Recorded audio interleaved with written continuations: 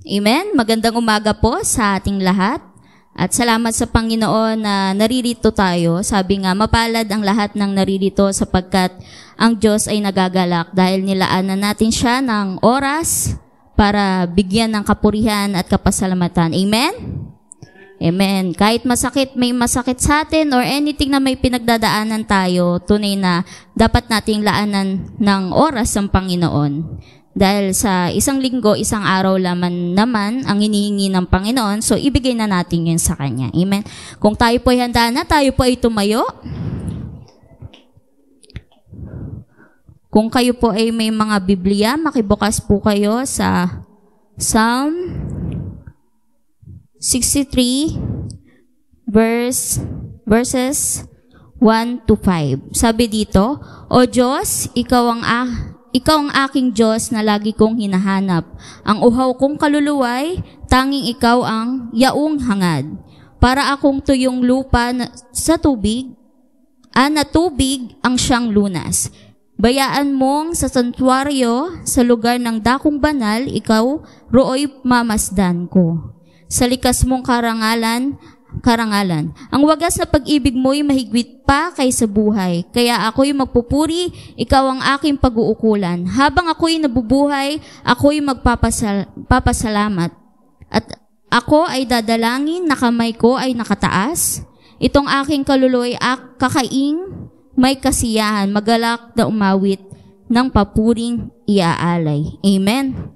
Hallelujah. Tayo po'y manalangin.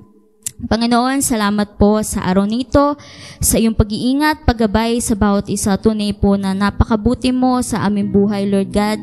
At nasaksihan namin ito, Panginoon, ngayong linggo, Lord God, na marami kang ginawa para sa amin, Panginoon. Salamat sa mga pagpapala na aming nararanasan sa buhay at kalakasan, Lord God, na ipinagkakaloob mo, Panginoon. Bagamat kami ay tao, Panginoon, nanghihina, Panginoon, alam po namin na Ikaw ang magbibigay ng kalakasan sa amin.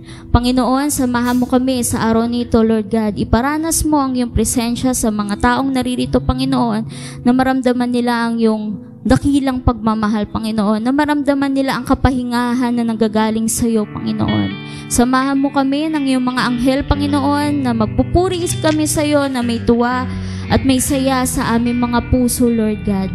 Samahan mo kami sa aming praise and worship, Lord God, sa pag-aawitan namin, Panginoon. Nawa nga ay maramdaman namin ang kapahingahan sa iyo, Panginoon. Samahan mo kami, Lord God, sa lahat pa namin gagawin sa araw nito, sa magmemensahe, Panginoon.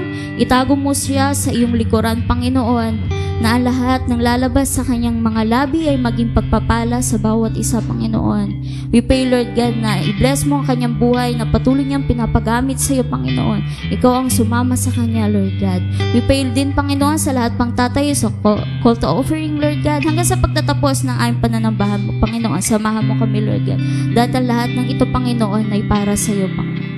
We pray sa mga dadating pa, Lord God, Ikaw mag-ingat sa kanila na hindi sila mapahamak, Panginoon, na lahat ng hadlang ng dyablo na gagawin, Panginoon, ay hindi magtagumpay, Panginoon, kundi Ikaw ang magtagumpay sa araw nito, O God.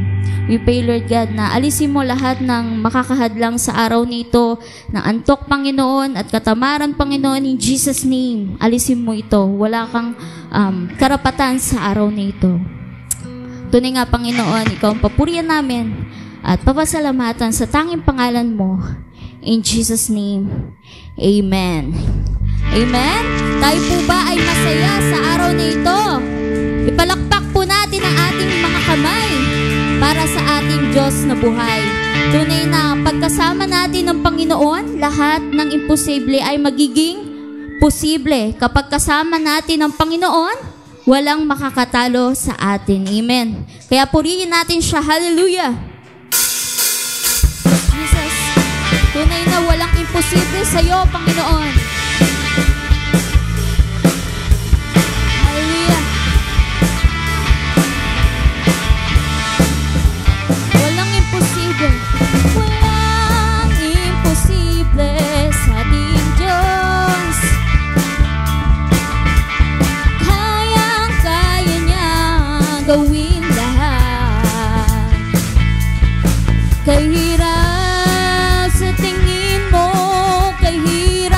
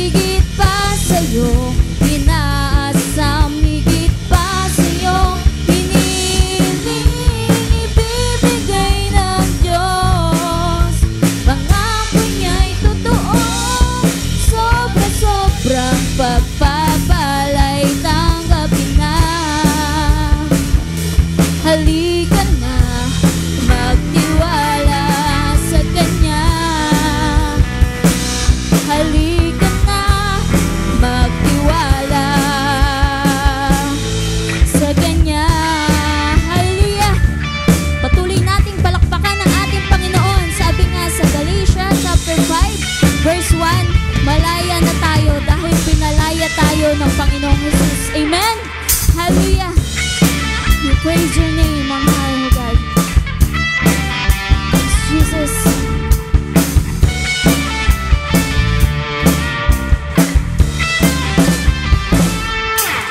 Malaya, malayang, malayang, malaya. Malaya, malayang, malayang, malaya. Hallelujah. Malaya, malayang, malayang, malaya. Malaya, malayang, malayang, malaya.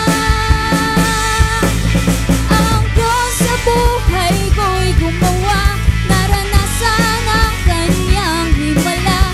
Sa sakit at karamdaman ako'y pinalaya.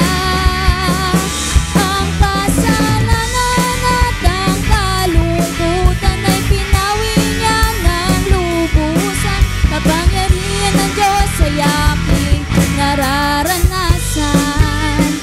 Amen. Malaya, malayang, malayang, malaya. Amen. Malaya, malayang, malayang, malaya. Tayo'y malaya na. Malaya, malayang, malayang, malaya. Jesus, malaya, malayang, malayang, malaya. Ang Diyos sa buhay ko'y gumawa, naranasan ang kanyang himala. Sa sakit at karamdaman ako'y pinalaya.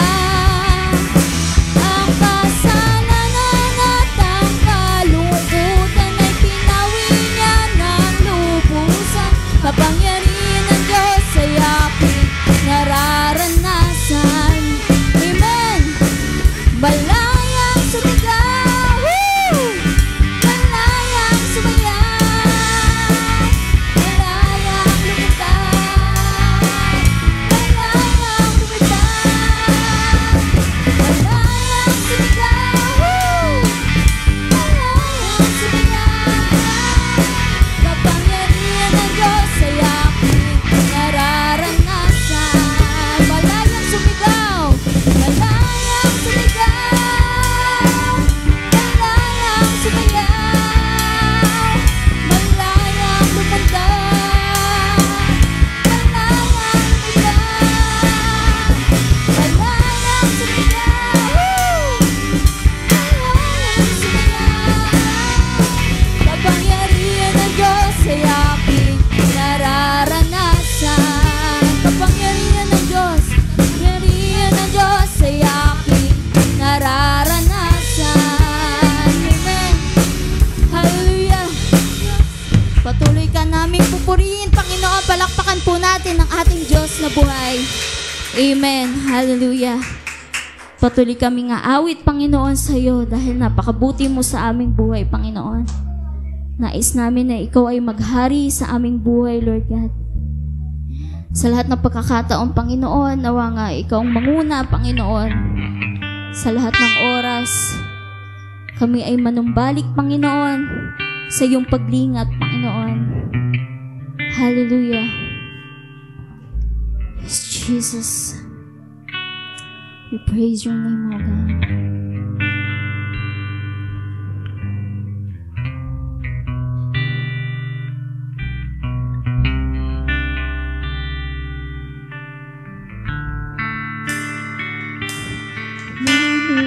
Nanunumbalik sa iyong paglingap, dinadalangin ang iyong pagtanggap, hinahanap ang iyong katwiran, niyayakap ang iyong kalooban. Maghari ka, Panginoon. Maghari ka, maghari ka, Panginoong Jesus, maghari ka sa buhay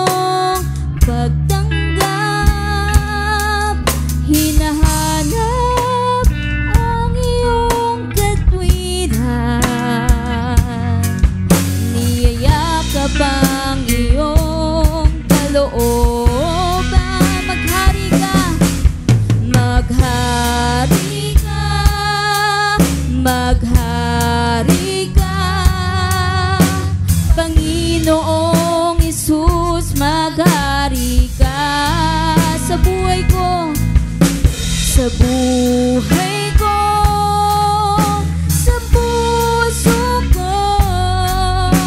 Panginoong Hesus, maghari ka. Minsan pa maghari ka, maghari ka, maghari ka.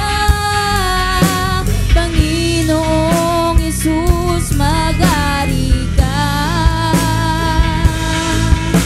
Sa buhay ko, sa puso ko.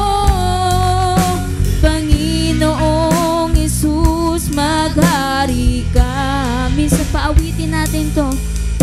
Maghari ka, maghari ka. Panginoong Hesus, maghari ka. Sa buhay ko, sa puso ko. Panginoong Hesus, maghari ka. Yes, Jesus, maghari ka sa aming buhay, Panginoon. Tunay na ikaw ay mabuti, Panginoon, mula noon hanggang ngayon at magpakailanman, Panginoon. Salamat, Lord God, sa iyong dakilang pagmamahal. Hallelujah, Lord Jesus. Ang iyong kaibutihan, Panginoon, ay walang hanggan, Panginoon. Yes, Jesus. Patuloy kaming aawit, Panginoon.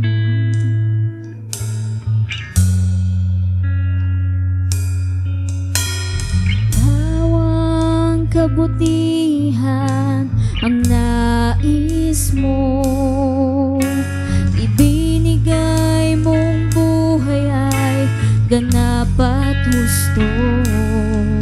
Sa landas ng pagbabago, katuwiran mo ang lalakaran ko.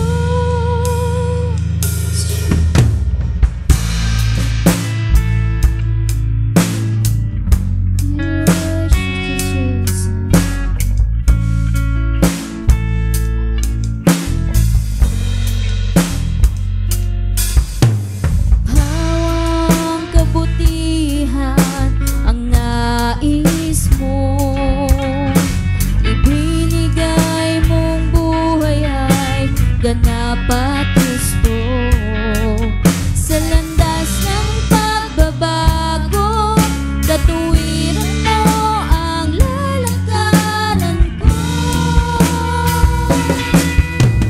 Diyos, ang kabutihan mo ay magpakailanman. Ikaw ang simula at katapusan.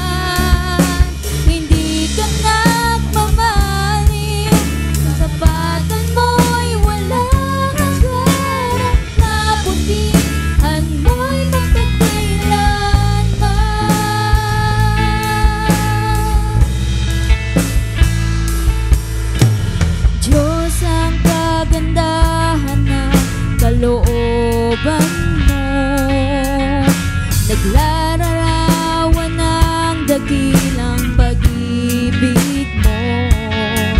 Sa landas ng pagbabago, katuwiran mo ang lalakaran ko. Diyos, ang kabutihan mo ay magpakailanman. Ikaw ang simula at katapusan.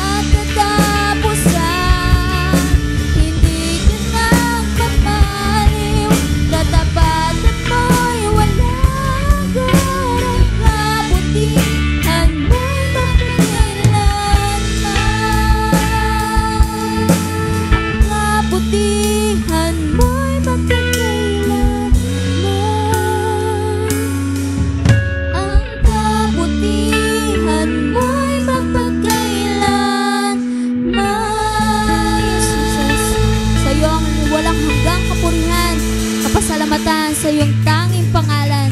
In Jesus' name, amen and amen.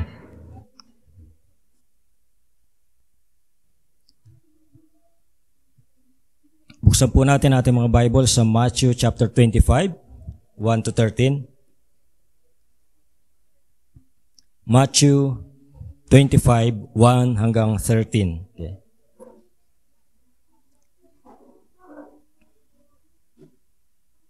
Babasahin ko po sa Tagalog. Ang sabi po dito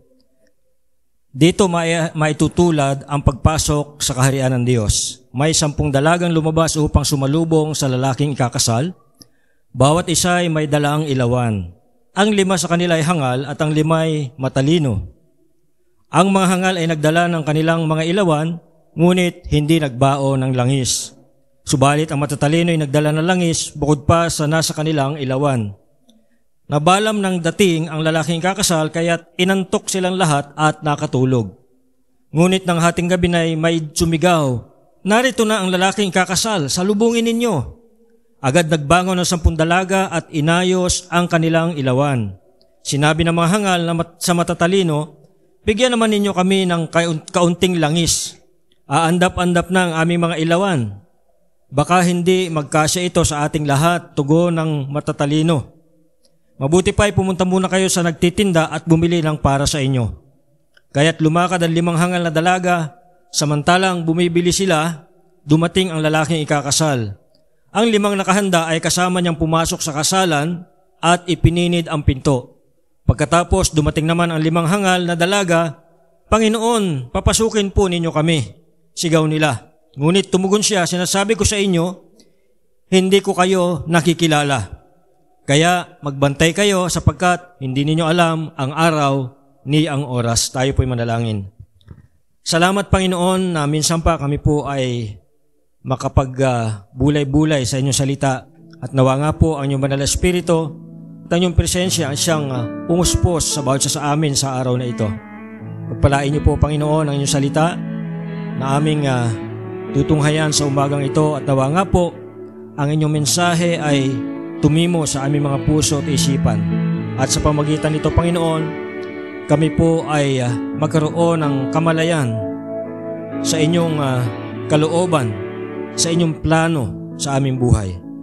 Pagpalain niyo po ang bawat isa na naririto, maging ang mga kapanood nito sa recorded video, Panginoon. Salamat po sa pangalan ni Jesus. Amen.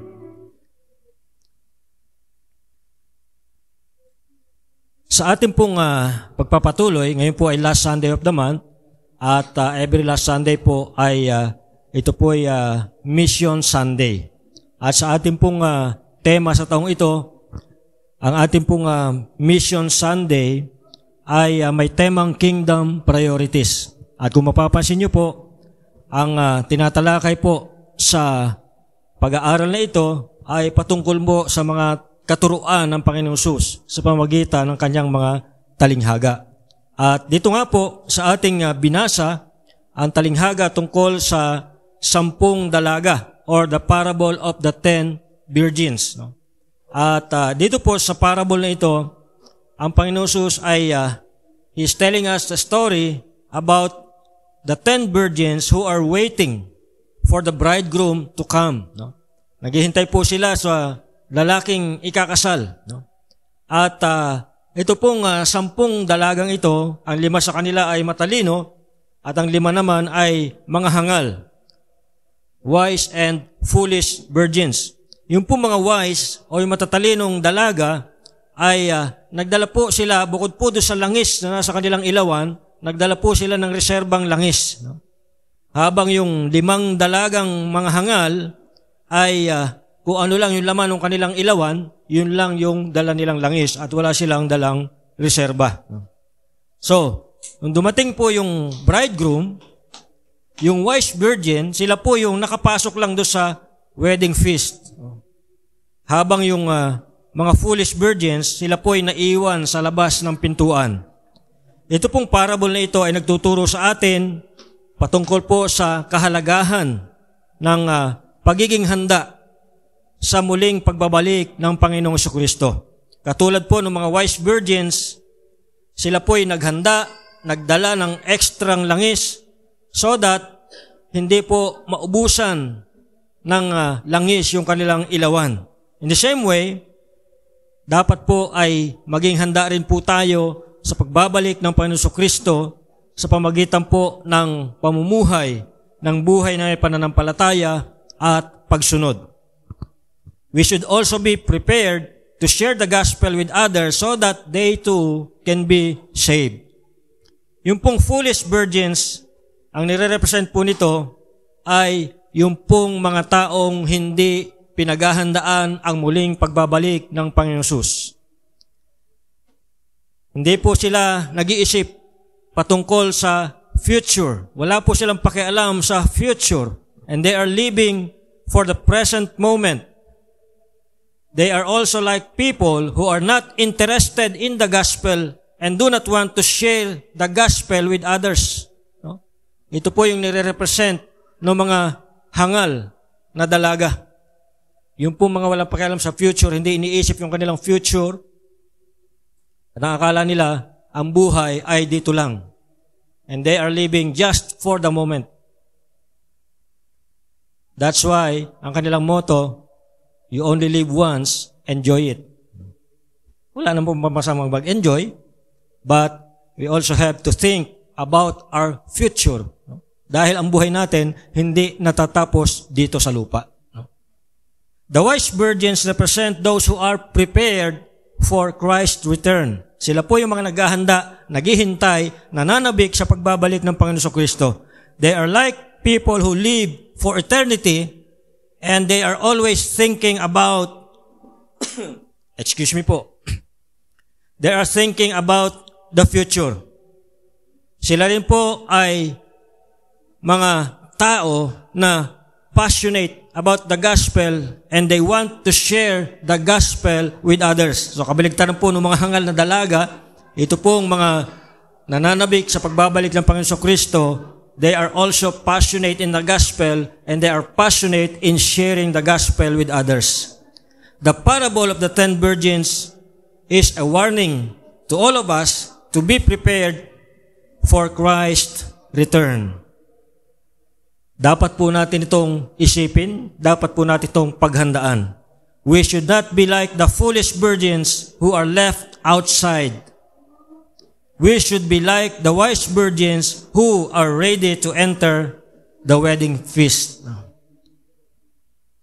Hindi lang po natin kinakailangang paghandaan ang pagbabalik ng Panginoon, but we need to be ready. Dapat din pong handa tayo sa paghihintay. We should be ready to patiently wait for the Lord's return. Now, ano bang ibig sabihin nito para sa atin? Tingnan po natin, tunghayan po natin ang talinhaga ng 10 dalaga or the parable of the 10 virgins. Una po, makita po natin dito, merong 10 dalagang naghihintay sa lalaking ikakasal.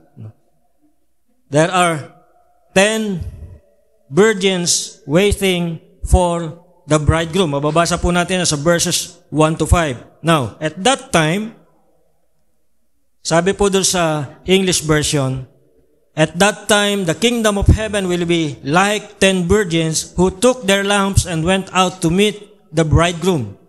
5 of them were foolish and 5 were wise. The foolish ones took their lamps but did not take any oil with them. The wise, however, took oil in jars along with their lamps. The bridegroom was a long time in coming, and they all become drowsy and fell asleep. No? So dahil na-delay po, natagalan ang pagdating ng bridegroom, sila pong lahat ay inantok at nakatulog. No? At in contrast, yung po mga foolish virgins, wala po silang dalang extrang oil. Kasi noon, ang ginagamit nila ay oil sa kanilang ilawan. No? Unlike sa ating kapanahonan, yung inabot ko ay kerosene na ang ginagamit. No?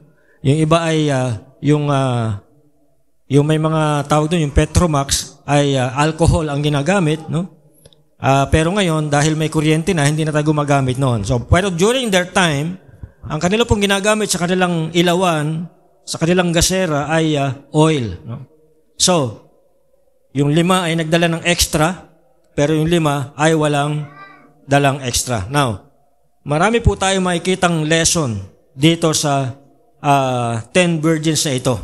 Una, makita po natin dito ng pagbabalik ng Panginoon ay isang napakasayang araw sa buhay ng mga Kristiyano. Ang kasalan or wedding ay isang napakasayang event dito sa lupa. Lalo-lalo na doon sa ikakasal, doon sa bride and groom. Ito ay isang napakasayang event. And the same way, ang pagbabalik ng Panginoon ay isang napakasayang pangyayari sa buhay ng isang Kristiyano.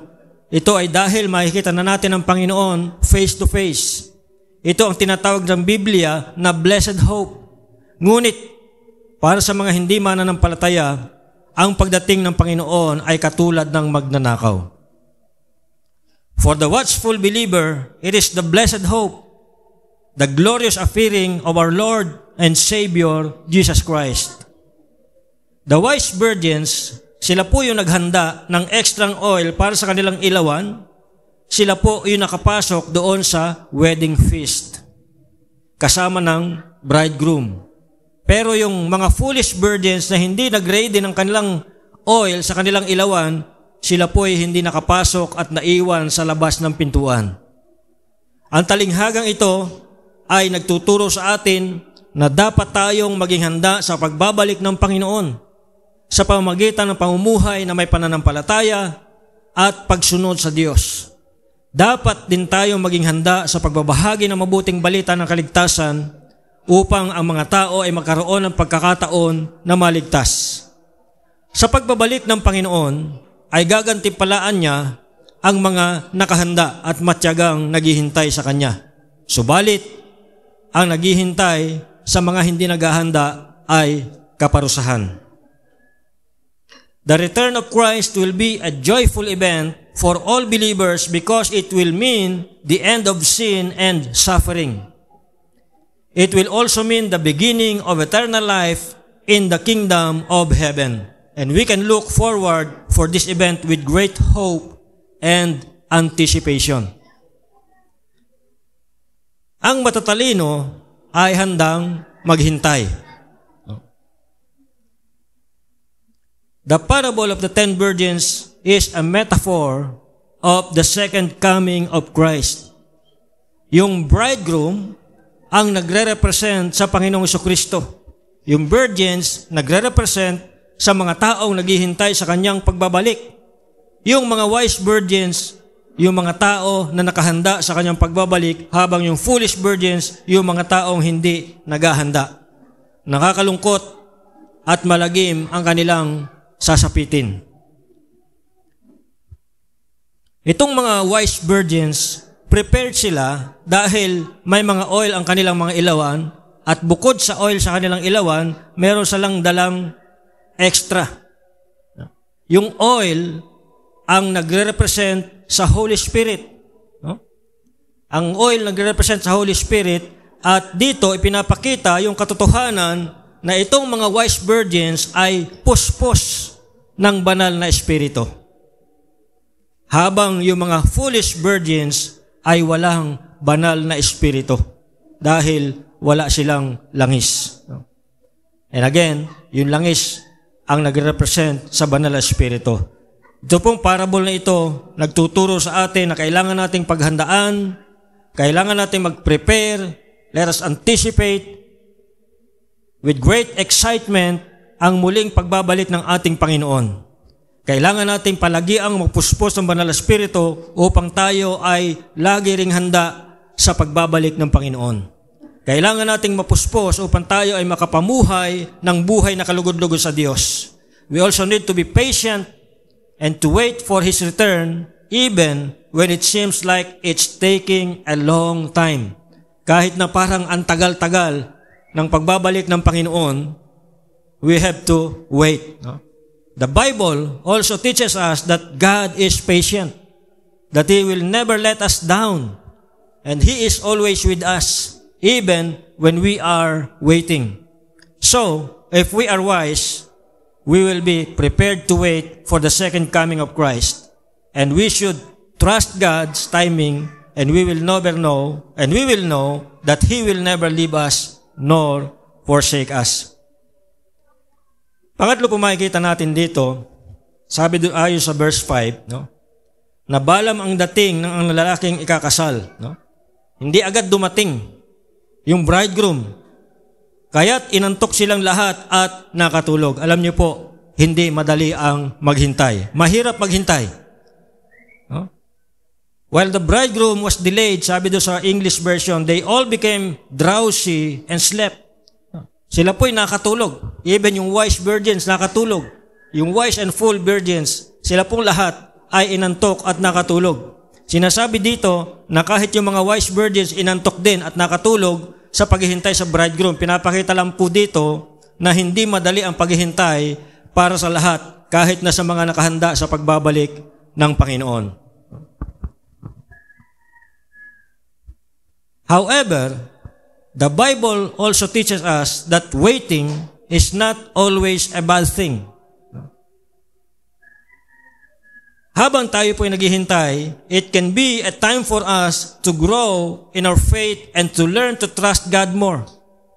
It can also be a time for us to focus on the things that are truly important in life, such as our relationship with God and our relationship with others.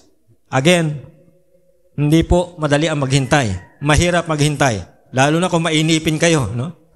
Hindi ako matyagang maghintay. Kaya po, kapag ako'y may appointment, pinipilit kong dumating, sinishare ko kung dumating on time. Kasi ayoko nang naghihintay. At ayoko ring iparanas doon sa aking ka-appointment na maghintay sa akin. No? So, kung alas 10 ang usapan, dadating ako on or before 10. Kasi alam ko, mahirap maghintay. That's why kung napapansin din po ninyo, kapag patak ng 10 o'clock ng Sunday, nag-uumpisa na po tayo. Konti man o marami, kahit 5 lang kami, mag-uumpisa kami, basta 10 o'clock, let us start on time kasi hindi po madali maghintay. May mga nauna na naghihintay. May iba dito, mga bata, alas 9 pa lang ata, nandito na. So, kanina pa sila naghihintay. No? So, kaya pagdating na alas 10, 5 o 10, mag-i-start na yan. No? So, mga kapatid, again, ang paghihintay ay hindi naman masama. But habang tayo po naghihintay sa pagbabalik ng Panginoon, tayo po ay maaaring makapag-focus doon sa ating pagsasaayos ng ating relationship sa Kanya at ang ating relationship sa iba. So, if we are waiting for something, we can try to make the most of it. We can use the time to grow in our faith, to learn to trust God more, and to focus on the things that are truly important. And we can also remember that God is always with us and even when we are waiting. So, sa pangalawang punto po, dumating. Bagamat delay, matagal sila naghintay at nakatulog sila sa paghintay, but pagdating po doon sa verses 6 to 10, makikita po natin doon, dumating yung lalaking ikakasal. Dumating din yung bridegroom. No? Pagdating ng hating gabi, sabi doon, sa verse 6, ngunit ng hating gabi na may sumigaw, narito na ang lalaking ikakasal, salubungin na ninyo. Ang sabi nung sumisigaw. No? Now, from this part of the parable, ay ito po yung mga pwede nating matutunan. Una, dapat lagi tayong handa sa Kanyang pagdating. Hating gabi na. Siguro, nung nagsimula silang maghintay, baka medyo maaga pa. Pero, inabot po sila ng hating gabi sa paghihintay. Katulad po ng pagbabalik ng Panginoon, even sa New Testament, sinasabi na, may nagsasabi doon na, noon nyo pa sinasabing babalik ang Panginoon. Pero bakit hanggang ngayon di pa rin bumabalik ang Panginoon? At yung iba ay nainip na sa kakahintay. Pero merong reason ang Panginoon bakit nadidelay yung kanyang pagbabalik. Ang Panginoon binibigyan ng pagkakataon yung mga tao na makapagsisi at maligtas. Ganon ka-patient ang Panginoon. Ganon ka-gracious ang Panginoon. So that's why, matagal man tayo naghihintay, dapat tayong laging maghihanda sa kanyang pagdating. Dahil hindi natin alam kung kailan ang eksaktong araw at oras. Sinasabi dito, yung bridegroom biglang dadating sa oras na hindi natin inaasahan. So hindi naman in-announce yung bridegroom kung anong oras siya darating. So that's why itong mga virgins, naghintay sila. At nung oras na hindi nila inaasahan, saka dumating yung bridegroom. So, we need to be prepared to leave everything else behind and to go meet our bridegroom, the Lord Jesus Christ. The Bible also teaches us that we need to be prepared for the second coming of Christ. We need to be living our lives in a way that is pleasing, and we need to be ready to meet Him at any time. Pangalawa, yung mga hangal, dadatnan sila na hindi nakahanda. Jesus says His coming will catch the foolish unprepared. Bakit? Bakit madadatnan silang hindi nakahanda? Because they were not expecting the Lord Jesus to take so long in His return. The 5 foolish virgins did not bring any extra oil, and they were not prepared for the longer than expected waiting. No? Hindi sila handang maghintay ng matagal. That's why yung kanilang ilawan naubusan ng langis at namatay ang kanilang ilawan. At sa puntong iyon, biglang dumating yung bridegroom. So nagpanik yung 5 foolish virgins at nakikiusap sila doon sa 5 wise virgins na bigyan sila ng oil para doon sa kanilang ilawan. Pero sabi nung 5 wise virgins, hindi enough, hindi kakasya sa atin yung langis na dala namin. So bagamat meron silang extra, ito'y sapat lang para sa kanilang panggamit at wala silang extra para ipamigay. So nagpanik itong 5 foolish virgins dahil wala nang langis yung kanilang ilawan nung dumating ang bridegroom. Each of us needs to be ready for Christ on our own when He arrives. Hindi po pwedeng ipaghanda ko kayo. Each of us, ang bawat isa sa atin ay kinakailangang paghandaan ang pagbabalik ng Panginoon Kristo. Yung mga bata, hindi po pwedeng ipaghanda ng kanilang mga magulang. Yung mga magulang, hindi pwedeng ipaghanda ng kanilang mga anak. Because each of us, tayo po, bawat isa sa atin ay kinakailangang paghandaan ito. Katulad po nung ginawa ng mga wise virgins. They are ready for the coming of the bridegroom. Yung mga nakahanda, sila lang po yung makakasama sa piging. Sila lang po yung nakapasok doon sa wedding feast, yung 5 wise virgins. At yung 5 foolish virgins, nung in-announce na nandyan na yung bridegroom, nataranta na sila dahil wala na silang langis. So nanghihingi sila sa wise virgins, pero sabi ng mga wise virgins, hindi kakasya ito sa atin. Bumili kayo doon. So, naghanap sila ng mabibilhan ng langis, at habang naghahanap sila ng langis, dumating yung bridegroom, at pumasok na sila kasama yung mga wise virgins na ready sa kanyang pagdating. At pagpasok nila, sinarado na yung pintuan at naiwan sa labas yung 5 foolish virgins na naghahanap ng langis para sa kanilang ilawan.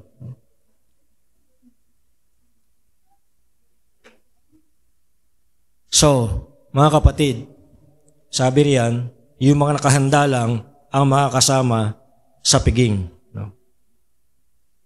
Siyempre, pagpasok ng bridegroom, kasama yung 5 wise virgins, isinarado na ang pintuan.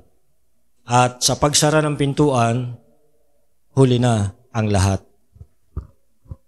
Pag isinarado na yung pintuan, wala nang makakapasok.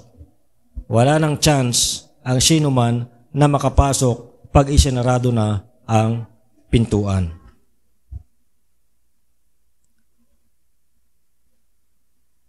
Sabi dun sa 11 to 13, pagkatapos dumating naman ang 5 hangal na dalaga, Panginoon, Panginoon, papasukin po ninyo kami. Ang sigaw nila. Ngunit, tumugon siya, tumugon yung bridegroom, sabi niya, sinasabi ko sa inyo, hindi ko kayo nakikilala. Kaya magbantay kayo sapagkat hindi ninyo alam ang araw ni ang oras. Yung mga hindi nakahanda, makikiusap sila na pagbuksan sila ng pintuan. When Christ comes, igagather niya, titipunin niya yung kanyang mga tagasunod sa kanyang kaharian. And the wedding feast will begin. And the door will be closed. Ito po yung pinakamalungkot na bahagi nitong parable na ito. This parable teaches us that those who are not prepared for the second coming of Christ will be rejected by God, and they will not be allowed into the kingdom of heaven.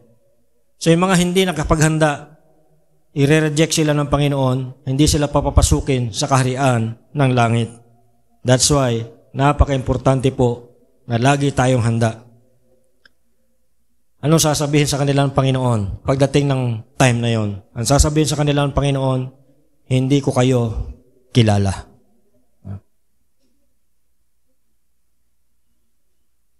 Jesus will say to them, I tell you the truth, I don't know you.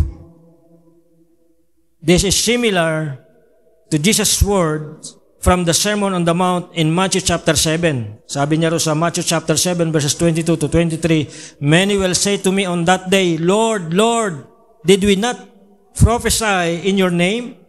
And in your name drive out demons and perform many miracles?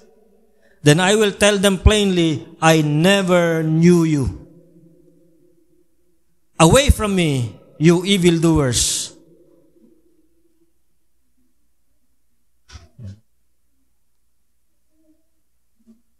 Madalas, kapag tinatanong ang mga tao, kilala mo ba si Jesus? Sagot naman nila, yes, kilala ko si Jesus. The Bible also talks about God and Jesus knowing us. Kung sinasabi natin na kilala natin si Jesus, sa Bible, sinasabi rin na kilala tayo ni Jesus kung meron tayong relasyon sa Kanya. At the last day, ang question po ay hindi na kilala mo ba si Jesus? Sa huling araw, ang tanong ay kilala ka ba ni Jesus? Ito na po ang tanong sa huling araw. Hindi na po tatanungin dito, kilala mo ba si Jesus? Ang tanong, kilala ka ba ni Jesus?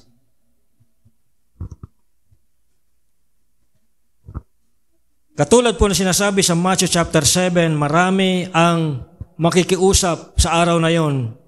Panginoon, Panginoon, pagbuksan po ninyo kami. But again, kapag isinara na ang pintuan, it is already too late. Jesus will reply, I tell you the truth, I don't know you. That's why, napaka-importante po na yung ating pangalan nandoon sa talaan ng buhay. Dahil kung ang iyong pangalan ay wala doon sa talaan ng buhay, sasabihin sa iyo ng Panginoon, hindi kita kilala. Sabihin sa iyo ng Panginoon, who you?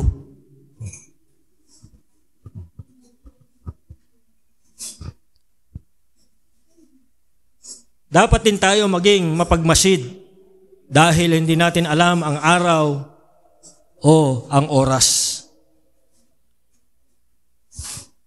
dito po, si Jesus, He drew the appropriate conclusion from the parable that He had just shared. Tingnan po natin yung verse 13. Sabi po niya doon, kaya magbantay kayo sapagkat hindi ninyo alam ang araw ni ang oras. Ito pong verse na ito nagsasabi sa atin na dapat tayong laging maging handa sa muling pagbabalik ng Panginoon Kristo sa lahat ng oras, sa lahat ng panahon. Dahil hindi natin alam kung kailan ito mangyayari. Maaring ngayon, maaring mamaya, maaring bukas, hindi natin alam. No? Kaya sabi niya, magbantay kayo. Let's be watchful. We do not know when it will happen, so we need to be ready at any moment. Sabi niya, keep watch because you do not know the day or the hour. Imaginein po natin, kapag bibiyahe ka ng malayo, alam mo, meron kang sasakyan, tapos bibiyahe ka ng malayo, so bago ka bumiyahe, pinaghahandaan mo ito.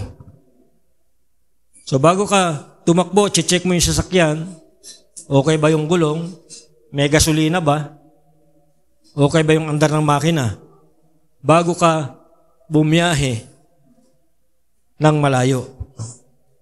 So, hindi ka basta na lang sasakay sa iyong sasakyan at basta na lang tatakbo nang hindi pinaghahandaan ang iyong biyahe.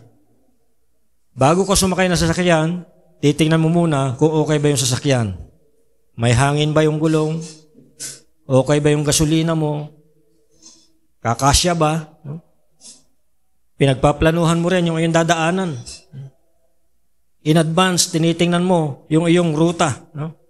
And making sure that you have everything you need.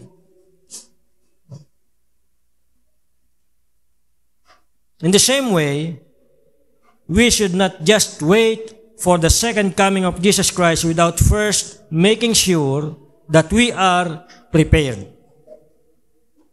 We need to be filled with the Holy Spirit so that we can live a life of faith and obedience. We also need to be growing in our knowledge of God's Word so that we can be equipped to face the challenges of the end times. Kung tayo po'y handa, then, katulad po nung 5 wise virgins, tayo po ay i-welcome ng Panginoon sa kanyang pagbabalik. At tayo po ay makakasama doon sa wedding feast of the Lamb when Jesus returns. But, if we are not prepared, we will be left outside. Katulad ng foolish virgins, we will be left outside the door weeping. Again, the oil in the lamps represent the Holy Spirit. The wise virgins are those who are filled with the Holy Spirit, while the foolish virgins are those who are not filled with the Holy Spirit. The bridegroom represents Jesus Christ, and He is coming again, and we need to be prepared to meet Him. Yung wedding feast, yung wedding banquet, it represents the eternal life that awaits those who are prepared. Ito po yung naghihintay sa atin, yung buhay na walang hanggan, doon po sa mga nakahanda sa pagbabalik ng Panginoon. So, hindi po natin alam kailan babalik ang Panginoong si Kristo, so dapat po lagi tayo maghihanda sa bawat oras. Lagi nating isipin, this is the last day. Para lagi tayong handa. Hindi natin alam kung kailan babalik ang Panginoon, so dapat tayong maging handa rin sa paghihintay kung kinakailangan. Pero makikita po natin yung mga signs na nagsasabi sa atin na malapit nang bumalik ang Panginoon. Diba? Dami ng mga balita ng giyera, rumors of wars, no? Famines, no? Natural disasters. These are the signs na malapit nang bumalik ang Panginoon. No? So, baka sa generation natin, bumalik ang Panginoon. Or baka sa susunod na generation, di natin alam. Ang importante, dapat tayong maging handa palagi. Sabi sa 1 Peter, but do not forget this one thing, dear friends. With the Lord, a day is like 1,000 years. 1,000 years are like a day. 1 Peter chapter 3 verse 8. No? yung 1,000 taon sa atin, sa Panginoon, isang araw lang. Yung isang araw sa Panginoon, 1,000 taon sa atin. Kaya dito po pinapakita, iba yung timetable ng Panginoon sa timetable natin. So kailangan po nating ipamuhay ang buhay na ito para sa Panginoong Hesus at isipin natin na maaari siyang bumalik ngayon. Waiting is hard. Mahirap po maghintay at mas madali tayong ma-discourage habang naghihintay sa pagbabalik ng Panginoon Jesucristo. Nakikita na po natin yung mga signs, nakikita na po natin yung mga wonders, pero siguro na itatanong natin, bakit ang tagal? That's why we need to be prepared both for the short term and for the long term. You need to be ready to live for Jesus, not just for a season, but for the rest of our life. No? Ang ating buhay Kristiyano, hindi po yan weather lang. No? Hindi po yan panapanahon lang. Dapat ang buhay Kristiyano habang buhay. Hindi po yan tuwing Sunday lang. Dapat araw-araw. Hindi po yan tuwing may okasyon lang. Dapat every occasion. So, as Christians, we don't have to live for a season, but we have to live for Jesus for the rest of our lives. Di po natin alam kung kailan siya babalik, so we have to tell others about Jesus. Yung pong urgency, dapat meron tayong sense of urgency of being prepared for Christ's return. Konektado po yan doon sa urgency of sharing the gospel with the unreached. Napakarami pong tao pa sa mundo ang hindi pa nakakarinig ng mensahe ng kaligtasan. And time is of the essence. The idea of being prepared for Christ's return is to be prepared to stand before Him and give an account for our lives and with much effort engage in wonderful works for His kingdom. So mga kapatid, let us take our faith beyond the church, beyond the four corners of this church. Let us take our faith outside this church and let us make a lasting impact on the world for Christ. So, ano po bang ginagawa natin habang tayo naghihintay sa pagbabalik ng Panginoon? Hindi lang po natin kinakailang paghandaan ang pagbabalik ng Panginoong Hesus, kundi kailangan din natin paghandaan at habang naghihintay tayo, gawin natin yung ating role, gawin natin yung ating responsibility, gawin natin yung pagsunod doon sa Great Commission sa Matthew chapter 28. Tingnan po natin itong sinabi ni Henry Ford. Sabi niya, before everything else, getting ready is the secret to success. Getting ready is the secret to entering eternity as well. So, para tayong mga Boy Scout ngayon, dapat laging handa. Yun po yung sinisigaw namin dati sa Boy Scout. Laging handa. In the same way, dapat tayong laging handa sa pagbabalik ng Panginoon. Tayo po'y tumayo bago tayo manalangin. Awitin natin itong isang hymn. Holy, Holy, Lord God Almighty. Sabi ni Pastor Rick Warren, yung daw pong buhay natin dito sa lupa ay rehearsal lamang sa buhay natin doon sa langit. Kaya dito pa lang, masanay na tayo na magpahayag ng kabanalan ng Diyos.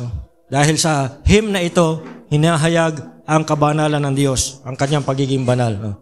Kung babasahin po natin sa Revelation, day and night, ito po yung kanilang binabanggit. Holy, holy, holy is the Lord God Almighty.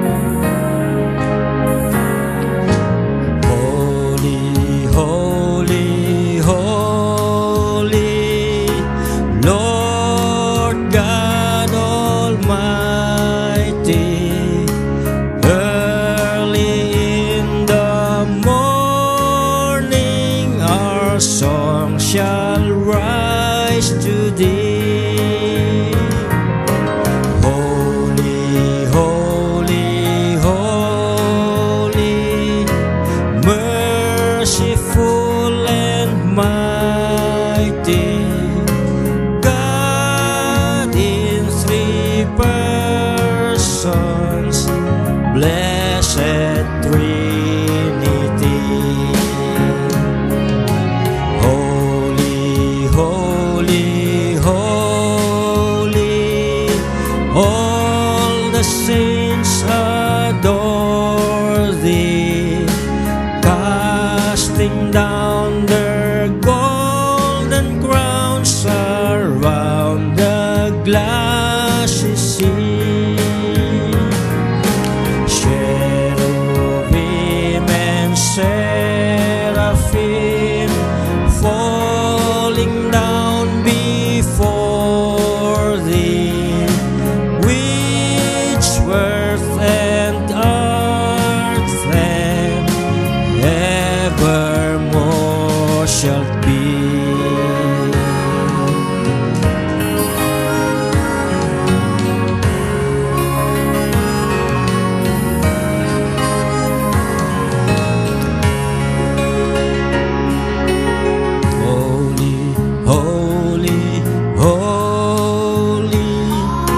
Though the darkness hide Thee, though the eye of sinful man Thy glory may not see,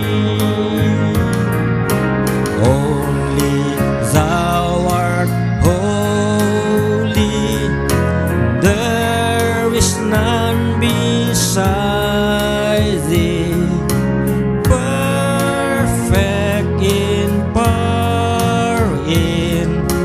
Love and purity. Holy, holy, holy, holy, holy, Lord God Almighty. All Thy works shall praise Thy name in earth and sky and sea. Holy, holy, merciful and mighty, God in three persons, blessed Trinity. God in three persons, blessed Trinity.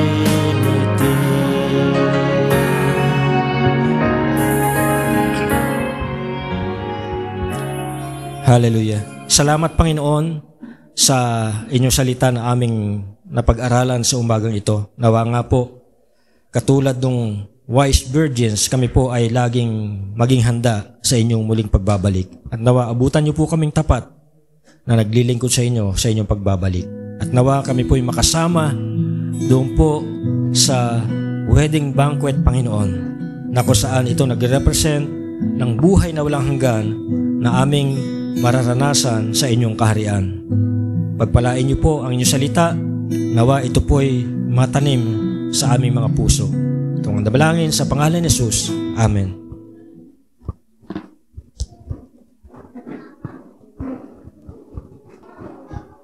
Maraming salamat, Pastor, sa mensahe na shinare mo sa umagang ito. At para po sa ating tithes and offering, mayroon lang po akong babasahin na verse, makikita po sa Luke chapter 6, verse 38. Sabi po dito, "Give and it shall be given unto you, good measure pressed down and shaken together, and running over shall men give into your bosom, for with the same measure that we meet with all, it shall be measured to you again." Sabi po sa Tagalog, "Mangagbigay kayo at kayo'y bibigyan, takal na mabuti, siksik, liglig at umaapaw, ay ibibigay nila sa inyo kandungan, sapagkat sa panukat ng inyong isukat ay doon kayo muling susukatin." Okay, para po sa kakantahin, sino po nakakaalam ng song ay kanta na "We will go, give and pray"? Tulungan niyo po ako. Kantahin po natin habang tayo ay nagbibigay po ng ating tithes and offering. We will go, ready, sing. We will go, give and pray. We will spread the gospel on His way.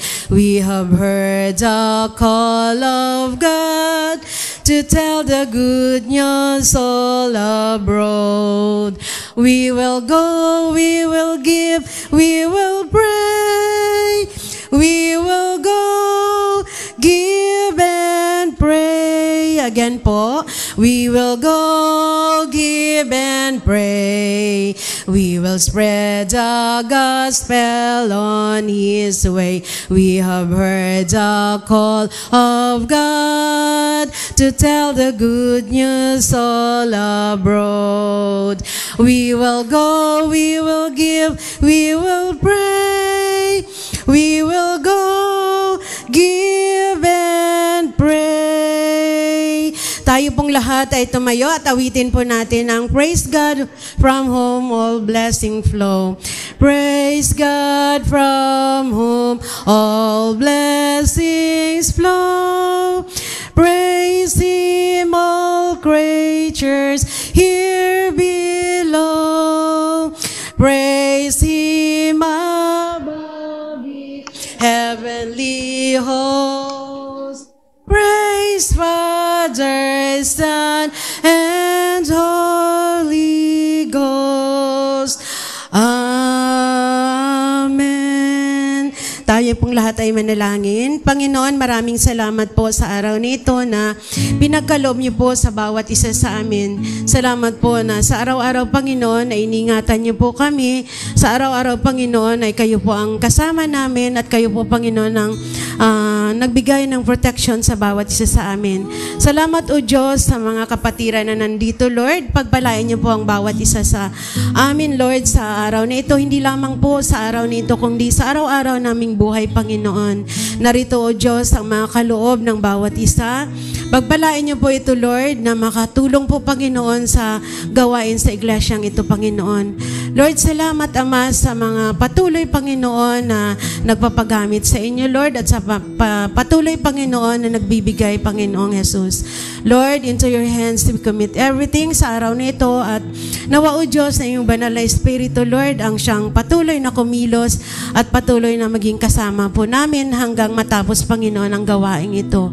Sa inyo po namin ipinagkakatiwala ang lahat sa tanging pangalan lamang ni Jesus. Amen. Makakaupo na po lahat.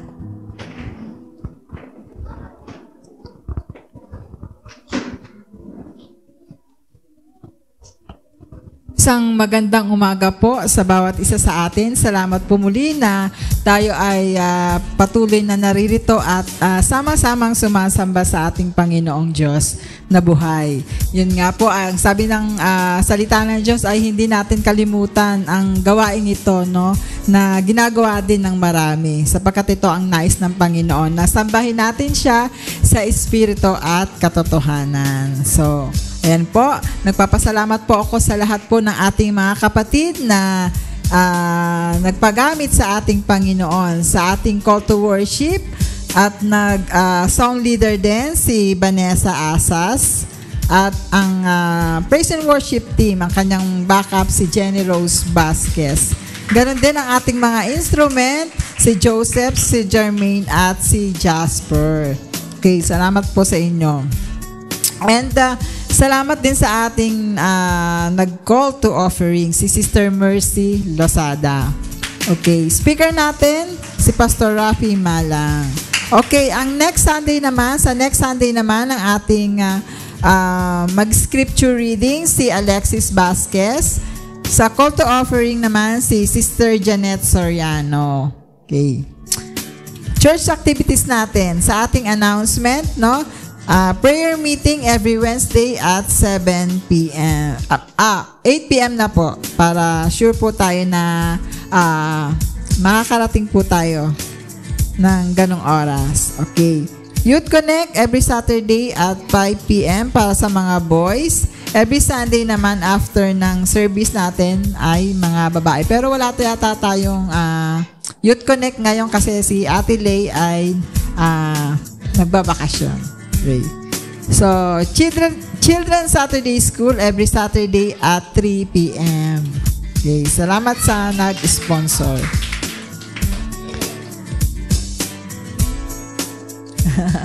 Kita nyo sarili nyo dyan. Okay, ayan. Para sa month of August, ang huli na mag-birthday at magdiriwang ng kanyang kaarawan. August 28, si Marco of Merga. Happy birthday, Marco. I hope na ma-enjoy mo yung birthday mo. So, mamaya po ay magkakaroon po ng Pastors Fellowship.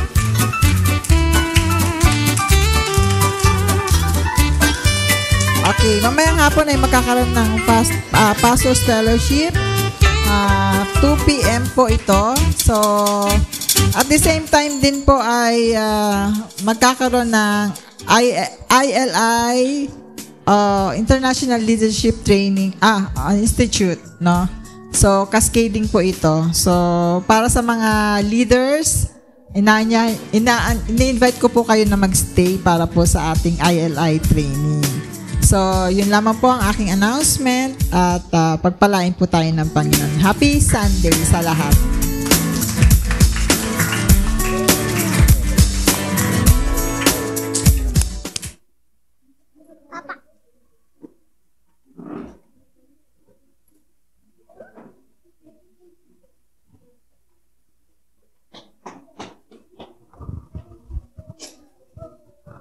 Okay, bago po tayo sa ating closing prayer, meron akong additional announcement in relation do po sa ating flagship program na Plus One. Ito po yung flagship program ng Kamakop from 2023 to 2025, yung tinatawag na Plus One. No? So in relation to Plus One, ito po yung aking naisip na pwede natin gawin sa mga susunod na panahon. Okay? Hanggang sa bumalik ang Panginoon. Yan. So, pwede natin gawin ito simula ngayon hanggang sa bumalik ang Panginoon. Okay? Ito po yung tinatawag na bakit ayaw? Yan. Nasususpense tuloy sila. Ito yung tinatawag na Bring a Friend Sunday. Yan. So, ano ba itong Bring a Friend Sunday, no? Ito po yung tinatawag na Bring a Friend Sunday. Yan. Tingnan muna natin itong video na ito. Yan, sabi diyan, go into all the world and preach the good news. Okay? Tingin sa kaliwa, tingin sa kanan. Ano nakita nyo? Bakanting upuan. Yan. May bakanting upuan katabi nyo? Oh. Yung bakanting upuan na yan ay isang opportunity. Opportunity to share Christ. Meron ba kayong kilala na pwedeng umupo sa bakanting upuan na yan? It will be your teacher, your spouse, classmate, sales clerk, yung mga tindero, tindera, no? Sino ngayon ang i-invite mo? Sa araw-araw, kung saan tayo nakakarating, kung saan tayo pumupunta, ang dami nating pwedeng invite, no? Who are you going to invite to NCAF? Why wait another week? Just ask. Bring a friend or loved one. Itong bring a friend na ito, na sinasabi ko, hindi lang limited sa friend. No? Pwede ring loved one, kaibigan, classmate, kapatid, pinsan, uncle, tita, tito, no? Kalaro, kaklase, no? No. There are 3 reasons why we need to invite. Number 1, because we are not meant to live alone. No? Sabi sa kasabihan, no man is an island. No? So we are not designed by God to live alone. Hindi tayo inilagay ng Diyos dito para mag-isa lang. Di tayo nilagay ng Diyos sa mundong ito para mamuhay mag-isa. It's not the plan of God. We are not meant to live alone. Number 2, it can deepen relationships. Maaaring yung invite na yan, hindi pa natin masyadong kilala, pero dahil in-invite natin siya, that's the time, o magkaroon tayo ng opportunity na mas makilala siya at maging mas malapit ang ating relationship sa Kanya at lumalim yung ating relationship sa Kanya. Pangatlo, it's the loving thing to do. So, kailan natin susimulan? Let us bring a friend to church day. That will be on September 24, 2023. So, marami pa tayong panahon para mag-invite ng kahit isa lang. Bring one friend or bring one loved one on that Sunday. At gagawin natin ito tuwing last Sunday of the month. So, first Sunday, mag-pray ka na.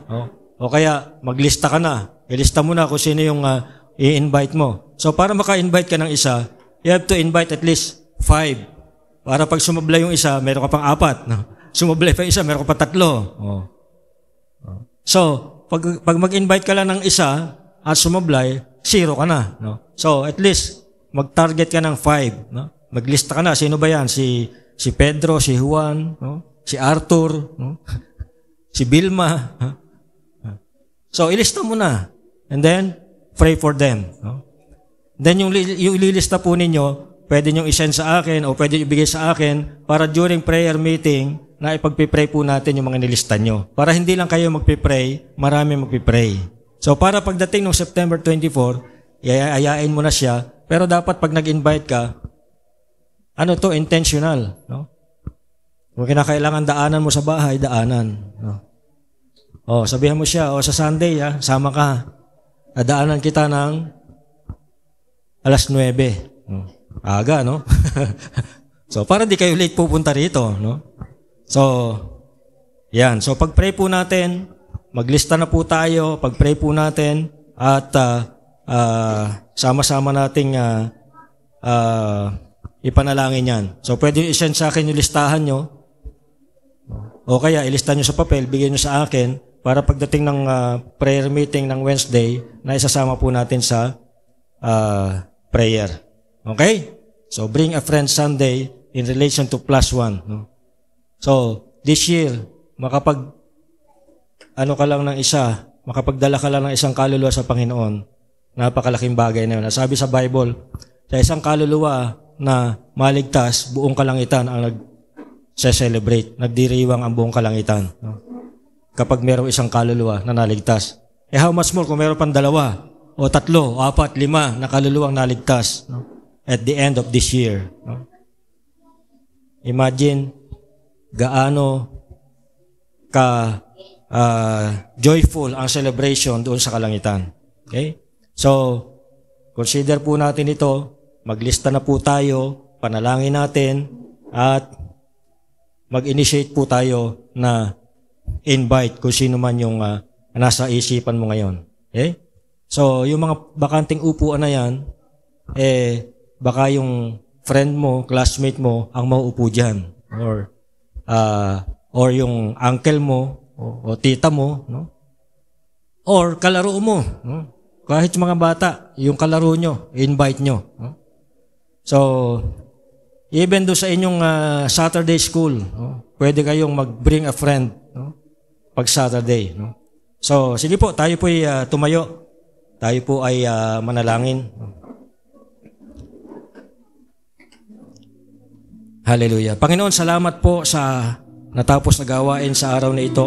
Papasalamat po kami sa inyong biyaya, sa kalakasan, at sa provision na binigay nyo sa bawat sa amin. At sa mga oras po ito, Panginoon, kami po ay lumalapit sa inyo.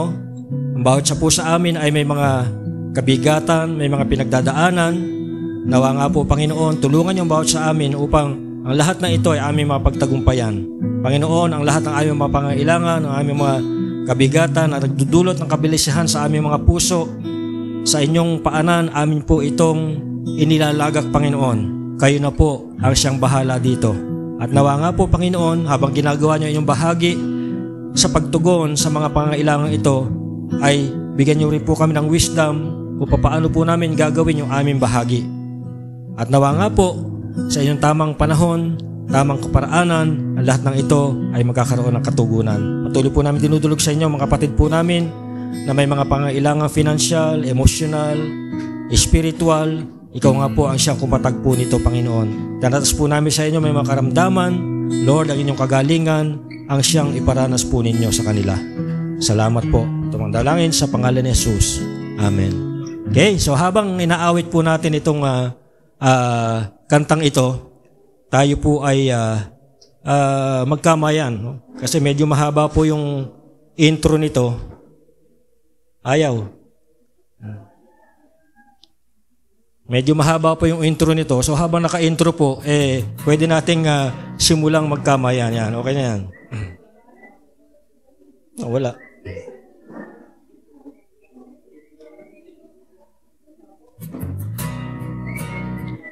Ayan na. Yan, sige, pwede tayo magkamayan habang naka-intro.